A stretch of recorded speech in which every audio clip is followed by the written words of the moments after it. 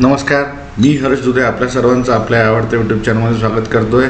तुम्हाला माहिती आहे, या चॅनलच्या माध्यमातून मी तुम्हाला विविध प्रकारच्या शैक्षणिक घडामोडींची माहिती देण्याचा प्रयत्न करत असतो आणि माहिती बऱ्यापैकी खरी आहे आणि अधिकृतच्या जवळ जाणारी आहे हे पटल्यानंतरच मी ती तुमच्याशी शेअर करत असतो। त्याच्यामुळे तुम्ही जर पहिल्यांदा या चॅनलला व्हिजिट करत असाल किंवा पहिल्यांदा हा व्हिडिओ बघत असाल तर मी तुम्हाला आवर्जून विनंती करेल की चॅनलला सबस्क्राईब जरूर करा, कारण या चॅनलच्या माध्यमातून मी विविध प्रकारच्या शैक्षणिक घडामोडी जसे की शालेय शिक्षण असेल, उच्च शिक्षण असेल, तंत्र शिक्षण असेल, वैद्यकीय शिक्षण असेल, CET सेलकडून घेतल्या जाणाऱ्या विविध प्रवेश परीक्षा असतील, त्यांचं वेळापत्रक असेल, त्यांच्या प्रवेश फेऱ्या असतील, अशा सर्व प्रकारच्या 360 एज्युकेशनची माहिती तुम्हाला देण्याचा प्रयत्न करत असतो। आणि माहिती ही ह्या सोशल मीडियाच्या जगामध्ये अनेकदा माहिती ही जस्ट फॉरवर्ड होत राहते, त्याची आपण पडताळणी करत नाही, त्याची सत्य पाहत नाही। त्याच्यामुळं विद्यार्थ्यांपर्यंत योग्य माहिती पोचायला हवी, त्याचा फायदा त्यांना शिक्षण घेताना, त्याचप्रमाणे शिक्षण घेतल्यानंतरसुद्धा कुठेतरी रोजगारासाठी, नोकरीसाठी आणि करिअरच्या दृष्टीने व्हावा, हाच एक उद्देश आहे आणि त्या उद्देशातून मी हे चॅनल सुरू केलं आहे। त्याच्यामुळं तुम्हाला आव्हान आहे की चॅनलला सबस्क्राईब जरूर करा। तर आपल्याला सर्वांनाच माहिती आहे की सेट परीक्षा होणार आहे, सेट परीक्षेची तारीखसुद्धा जाहीर केली आहे। तर त्या सेट परीक्षेबद्दल आपण थोडी माहिती जाणून घेणार आहोत, काही महत्त्वाची अपडेट आहे ती जाणून घेणार आहोत। आपल्याला माहिती आहे की महाराष्ट्रामध्ये जर तुम्हाला कुठेतरी विद्यापीठ किंवा कॉलेजांमध्ये तुम्हाला जर शिकवायचं असेल तर तुम्हाला प्राध्यापक म्हणून तिथे जॉईन व्हावं लागतं, करावं लागतं। तर ह्या प्राध्यापक पदासाठी तुम्हाला एक पात्रता परीक्षा असते, त्याला आपण सेट अशी म्हणतो, स्टेट एलिजिबिलिटी टेस्ट। तर ही सेट परीक्षा ही आता त्याला माहिती आहे की 7 एप्रिल ही डेट ही जाहीर केली आहे। जी अधिकृत ॲथॉरिटी आहे, संस्था आहे जी सेट परीक्षा महाराष्ट्रात आणि गोव्यामध्ये कंडक्ट करते, ती म्हणजे सावित्रीबाई फुले पुणे विद्यापीठ। त्यांच्याकडून ह्या परीक्षेची डेट यापूर्वी जाहीर केली आहे। मात्र अर्ज कधी सुरू होतील याबाबत भरपूर विद्यार्थ्यांच्या मनात शंका आहेत, प्रश्न आहेत। कारण की काय आहे, शेवटी जेव्हा तारीख जाहीर होते तेव्हाच कुठेतरी जवळपास आसपास हे अर्ज भरायची प्रक्रिया ही सुद्धा सुरू होते, संपूर्ण वेळापत्रक हे जाहीर केलं जातं। मात्र यंदा असं झालं नाही, यावेळेस डेट डिक्लेअर झाली, मात्र जे ॲप्लिकेशन अर्ज आहे ते कधीपासून करायचे म्हणजे ऑनलाईन पद्धतीने त्याची माहिती अजूनही जाहीर झालेली नाही आणि ती माहिती कधी जाहीर होईल याची सर्वच जण आतुरतेने वाट पाहत आहे।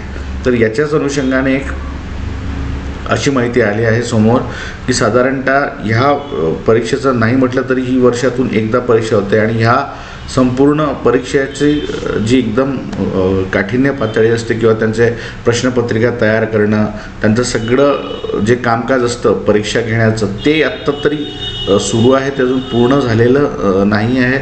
सगळी ही प्रोसेस सध्या सुरू आहे। त्याच्यामुळं आत्ता जे माझ्या माहितीप्रमाणे सुरू होणार होते अर्ज ते आत्ता सुरू होणार नाही आहे, ते आता जानेवारी महिन्यामध्ये हे अर्ज हे सुरू होणार आहे। म्हणजे एखाद्याला जर सेट परीक्षा द्यायची असेल तर त्याला थेट जानेवारी महिन्यातच ही प्रक्रिया पुढे संपूर्ण जाहीर होणार आहे। त्याच जानेवारी महिन्यामध्ये संपूर्ण वेळापत्रक हे जाहीर होईल। विद्यार्थ्यांना अर्ज करण्यासाठी दिलेला कालावधी, अर्ज केल्यानंतर त्याच्यामध्ये तुमच्या अर्जामध्ये काही चुका आहेत म्हणजे नजर चुकीने काही चुका झाली असतील त्या चुका दुरुस्त करण्यासाठी वेळ देणे, त्याच्यानंतर परत एक यादी जाहीर करणे की कोणी कोणी अर्ज भरणे, ही सगळी प्रक्रिया ही आता जानेवारी महिन्यात सुरू होणार आहे। आपल्याला असं वाटलं होतं की साधारणतः तारीख जाहीर झाल्यानंतर 7 ते 8 दिवसामध्ये जाहीर होईल, तसं सांगितलंसुद्धा होतं विद्यापीठाकडनं, पण मात्र ही थोडी माहिती घेतली असता आता ही प्रक्रिया जी आहे ही संपूर्ण ही या जानेवारी महिन्यात ही सुरू होणार आहे। त्याच्यामुळं जे विद्यार्थी सेट परीक्षेची तयारी करत आहेत, महाराष्ट्रातले तर अनेक जण करतात, बाहेरचेही विद्यार्थी परीक्षा देतात। त्याच्यामुळं हे जे सगळे विद्यार्थी आहेत, उमेदवार आहेत, त्यांच्यासाठी ही माहिती आहे की आता जी ऑनलाईन प्रक्रिया आहे अर्जाची ती साधारणतः जानेवारी महिन्यात सुरू होईल आणि एकदा अर्ज प्रक्रिया सुरू झाली तर साधारणतः महिनाभर हा दिला जातो अर्ज भरायला आणि त्याच्यानंतर अजून एक 5 ते 10 दिवस हे वाढवून दिले जातात। तर अशी ही सेट परीक्षेबाबतची अपडेट होती। त्याचप्रमाणे मला सांगायला आवडेल की यावेळेसची ही शेवटची ऑफलाईन सेट परीक्षा आहे, तुम्हाला माहीत नसेल तर, आणि पुढच्या वेळेसपासून जी सेट परीक्षा असणार आहे ती ऑनलाईन पद्धतीने होणार आहे। तर ह्या काही महत्त्वाच्या सेट परीक्षेबद्दलच्या सध्या घडामोडी सुरू आहे। सावित्रीबाई फुले पुणे विद्यापीठाकडनं ही परीक्षा घेण्यात येते महाराष्ट्रात आणि गोव्यासाठी आणि त्या अनुषंगाने अनेक विद्यार्थी ही परीक्षेची वाट पाहत असतात। आता पहिला मुद्दा याच्यातला असा आहे की एक म्हणजे की अनेकांची मागणी आहे की सेट परीक्षा दोनदा व्हायला हवी, जशी जी UGC नेट परीक्षा ही 2दा होते त्याचप्रमाणे सेट परीक्षा देखील व्हायला पाहिजे. मात्र अनेकदा तो निर्णय होतो, त्या निर्णयापर्यंत आपण पोचतो आणि तो निर्णय होऊ शकत नाही. आता तो का होऊ शकत नाही याची कारणं भरपूर आहेत, ती मी तुम्हाला इथे सांगू शकत नाही. मात्र की ही जसं आपण नेट 2दा घेतो, UGC नेट परीक्षा ही 2दा घेते, त्याच पद्धतीने सेट परीक्षा ही 2दा व्हायला हवे असं सगळ्यांची मागणी आहे. आणि आत्ता जर या पद्धतीने जर ऑनलाईन पद्धतीने परीक्षा होणार असेल पुढच्या ही परीक्षा झाल्यानंतर, तर कदाचित वर्षातून 2दा सुद्धा ही सेट परीक्षा होऊ शकते. त्याबाबत बरीचशी विद्यापीठातली काही मंडळी आहे तीसुद्धा आग्रही आहे. आणि काय असतं, वेळेवर जेव्हा तुम्ही सेट परीक्षा घ्यायची असते तुम्हाला UGCकडून परवानगी घ्याव्या लागतात. जेव्हा UGCकडून परवानगी तुम्हाला भेटते तेव्हाच तुम्ही ही सेट परीक्षा कंडक्ट केली जाते. आणि माझ्या माहितीनुसार विद्यापीठाला बऱ्यापैकी पुढच्या 2-3 सेट परीक्षा घेण्याची परवानगी मिळालेली आहे. त्याच्यामुळं कदाचित पुढच्या वर्षीच आणखी एकदा सेट परीक्षा ही होण्याची शक्यता आहे. दिवाळीनंतर होऊ शकते, सांगता येत नाही. जर विद्यापीठाच्या मनात आलं तर ती परीक्षा होईल आणि ती जी होईल ती ऑनलाईन पद्धतीने होईल. आणि मग कदाचित 2025 पासनं वर्षातून 2दा, जसं जून आणि आपला डिसेंबरच्या टर्ममध्ये UGC नेट परीक्षा कंडक्ट होते, NTA ती कंडक्ट करतात. त्याचप्रमाणे SPPUसुद्धा 2दा घेण्याची शक्यता नाकारता येत नाही. याबाबत मागेसुद्धा चर्चा झाल्या होत्या. इथपर्यंत चर्चा झाली होती की सेट परीक्षा ही येत्या काही दिवसांमध्ये NTAच्या वेबसाईटवर वरून होस्ट होणार. म्हणजे जी संपूर्ण प्रक्रिया आहे ती NTA करणार परीक्षा घेण्याची, त्या अर्ज भरण्याची. इथपर्यंत मागे चर्चा सुरू होते. ही आत्ताची गोष्ट नाही, 3 वर्षाच्या आधीची आहे. त्याच्याबाबतच्या बातम्यासुद्धा प्रसिद्ध झाल्या आहेत, तुम्ही बघू शकता वर्तमानपत्रामध्ये. पण काही कारणास्तव ते पुढं होऊ शकलं नाही. मात्र आत्ता विद्यापीठानेच म्हटलं आहे की ही परीक्षा शेवटची आहे, ही ऑफलाईन होणार आहे आणि पुढची परीक्षा जी आहे ती ऑनलाईन होणार आहे. मग आता ही ऑनलाईन परीक्षा कोण घेणार, SPPU घेणार की NTA घेणार की अजून कुठले अथॉरिटी घेणार, हे आपल्याला पाहावं लागणार आहे.